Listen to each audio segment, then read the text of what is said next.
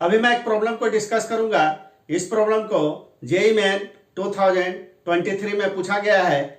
देखिए क्वेश्चन आपका क्या है, एज पर the given figure a small ball P, यही देखिए हमारा स्मॉल बॉल आपका पी है, slides down the quadrant of a circle. तो ये जो देख रहे हैं यही हमारा आपका क्वाड्रेंट ऑफ अ सर्किल है, यानी पी से लेकर क्यू तक, and hits the other ball Q of equal mass, यानी ball P and ball Q दोनों का मास यहां पर आपका इक्वल है, और which is initially at rest, यानी बॉल क्यू का वेलोसिटी यहां पर आपका 0 है इनिशियली।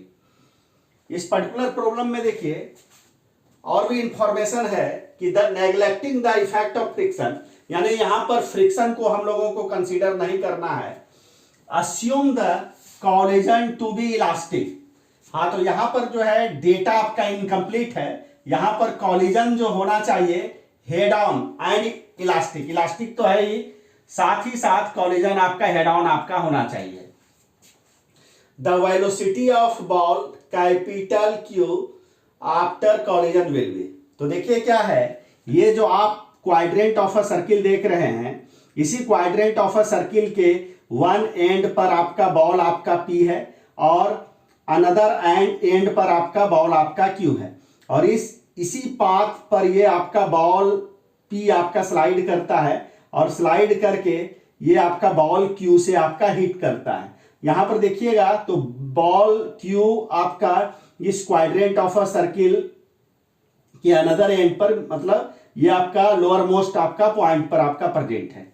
तो सबसे पहले मैं यहां पर कैलकुलेट करता हूं कि बॉल पी जब आपका स्लाइड करके लोअर मोस्ट पॉइंट पर आपका पहुंचता है तो बॉल पी का आपका वेलोसिटी आपका क्या है।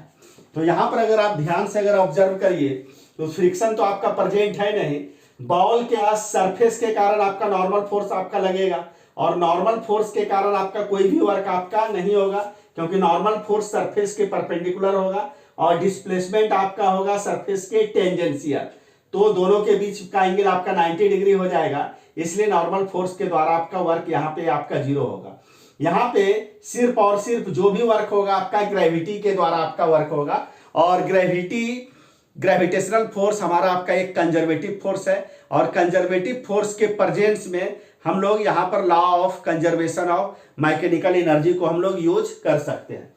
तो सबसे पहले हम लोग यहाँ पर ये कैलकुलेट करते हैं कि बॉल पी जब आपका इनिशियली आपका क्वाड्रेंट ऑफ अ सर्किल के वन एंड पर है तो यहां पर इसके पास kinetic energy and potential energy आपका कितना है।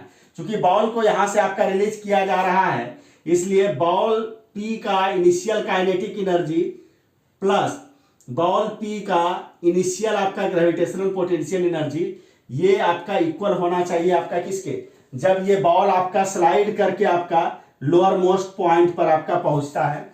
तो बॉल का फाइनल काइनेटिक एनर्जी को हम लोग KF लिखते हैं, और बॉल का फाइनल पोटेंशियल एनर्जी को हम लोग UF लिखते हैं।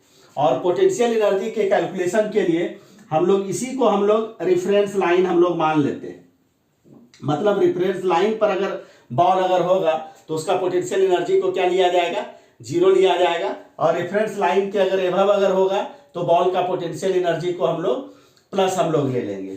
तो देखिए तो बॉल को चूंकि यहां से आपका रिलीज किया जा रहा है तो बॉल पी का इनिशियल काइनेटिक एनर्जी आपका 0, तो प्लस बॉल पी का इनिशियल पोटेंशियल एनर्जी, देखिए तो ये बॉल पी आपका ये जो हॉरिजॉन्टल जो आपका लाइन आप देख रहे हैं, इस हॉरिजॉन्टल लाइन से आपका कितना हाइट पर है, एच हाइट पर है, तो इसके पास ग्रेविटेशनल पोटेंशियल एनर्जी आपका क्या हो जाएगा, आपका mgh हो जाएगा।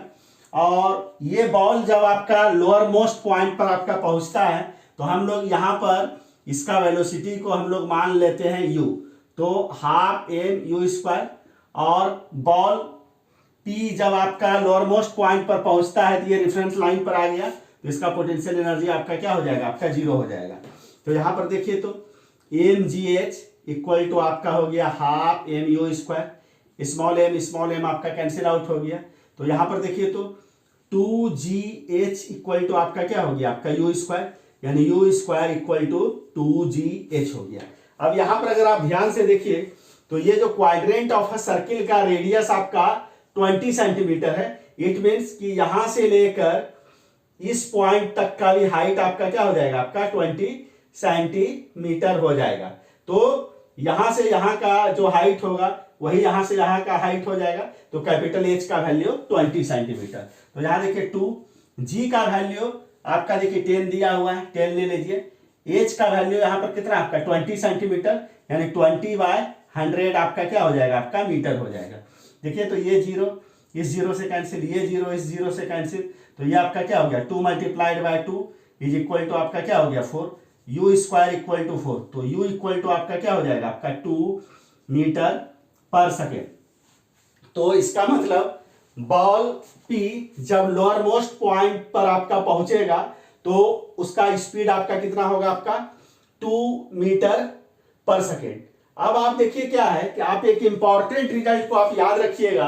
वो रिजल्ट आपका क्या है कि अगर आपका एक हॉरिजॉन्टल सरफेस हो और ये हॉरिजॉन्टल सरफेस अगर स्मूथ है और इस स्मूथ हॉरिजॉन्टल सरफेस पर हम लोग एक एम मास के बॉडी को रख रहे हैं और ये बॉडी आपका रेस्ट में है और एक अनदर एम मास का आपका बॉडी है और ये आपका इधर आपका u वेलोसिटी से आपका मूव कर रहा है। तो this is body number 2, this is body number 1। तो यहां पर देखिए क्या है कि बॉडी 2 और बॉडी 1 के बीच में अगर हेड ऑन अगर इलास्टिक कॉलिजन है तो उस कंडीशन में आफ्टर कॉलिजन के बाद बॉडी 2 जो है ये आपका रेस्ट में आ जाएगा, एट रेस्ट, और बॉडी 1 जो है ये आपका u वेलोसिटी से आपका मूव करने लगेगा। यानी कहने का मतलब हेड ऑन इलास्टिक कॉलिजन में वेलोसिटी का एक्सचेंज होता है। इस रिजल्ट को याद रखिएगा। तो यहां पर भी चूंकि प्रॉब्लम में सिर्फ इलास्टिक कॉलिजन आपका दिया हुआ है तो यहां पर हेड ऑन आपका रहना जरूरी है। अगर हेड ऑन अगर नहीं अगर लिखा हुआ रहेगा तो उस कंडीशन में यहां पर जितना भी ऑप्शन आप देख रहे हैं उसमें से तब आपका उस कंडीशन में आपका कोई भी ऑप्शन तब आपका करेक्ट आपका नहीं होगा। तो इस पर्टिकुलर प्रॉब्लम को सॉल्व करने में हम लोग ये मान लेते हैं कि कॉलिजन हमारा आपका हेड ऑन इलास्टिक है। तो अब देखिए यहां पर भी वही सेम देखिए आपका इसी ढंग का सिचुएशन आपका यहां पर भी है। तो बॉल Q आपका क्या है, आपका रेस्ट में है और बॉल P आके आपका इससे आपका स्ट्राइक कर रहा है। तो यहां पर बॉल P और बॉल Q के बीच में आपका क्या हो जाएगा, वेलोसिटी का एक्सचेंज हो जाएगा। तो बॉल P फाइनली आपका जहां पर आपका बॉल Q है वहां पर आपका बॉल P आपका रेस्ट में आ जाएगा और बॉल Q इस हॉरिजॉन्टल सरफेस पर 2 मीटर पर सेकेंड के वेलोसिटी से ये आपका मूव करने लगेगा। तो यहां पर जो करेक्ट ऑप्शन होना चाहिए ये आपका डी ऑप्शन होना चाहिए। तो इस प्रकार से इस क्वेश्चन को मैंने सॉल्व कर दिया। अगर इस क्वेश्चन के सॉल्यूशन को समझने में आपको कहीं भी किसी भी ढंग का अगर डाउट आएगा तो आप कमेंट आप जरूर कीजिएगा।